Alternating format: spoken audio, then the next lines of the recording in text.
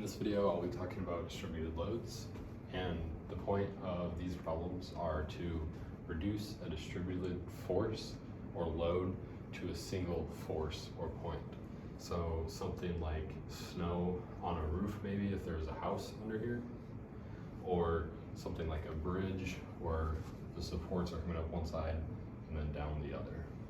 So there'd be supports from that bridge or force acting on it, and maybe snow with a weight pushing down on it distributed over an area, and we want to reduce that to a single force at a single point to be able to simplify this and help work with some of our other problems. So to solve this for a distributed load, we find the force by taking the force that is applied over the area, which in this example is 500 pounds, and we multiply that by the area that it is applied over.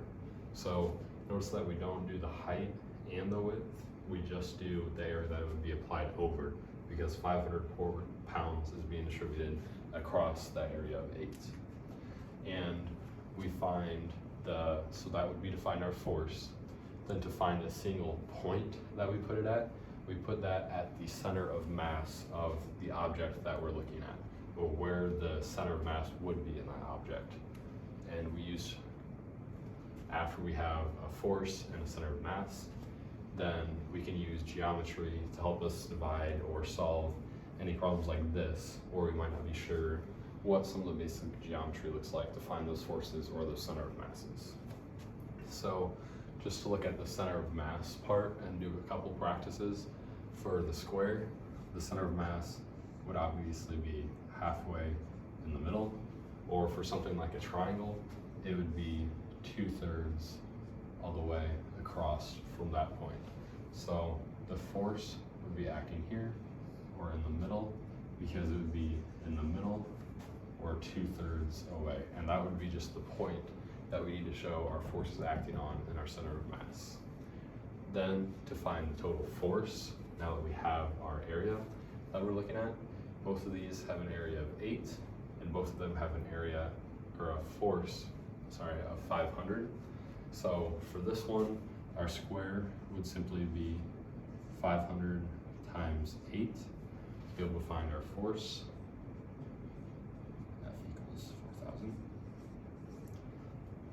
But for something like this, we would need to show that our triangle only has half of the force acting on it, and it's slowly getting depleted as it goes down this way. So we would need to have 500 times 8, except we only want a half of that, because this is in a triangle, and our force would be 0 here, 500 here. We want to find about the middle, or the average of that. That would be the average across that entire 8. That's how we would want to think about that. Then this would be our center of mass, this would be to find our force, and then we can use geometry for any of these complicated problems. So using geometry, if we have a shape that looks like this, we could see that we could divide it into this triangle, maybe a box here, and then another triangle over here. And then we could have something maybe that we could work with better.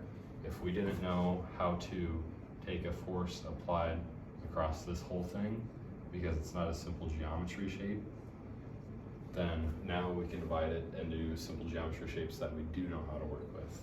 And we have different forces at each of these points that we can work with to help solve this.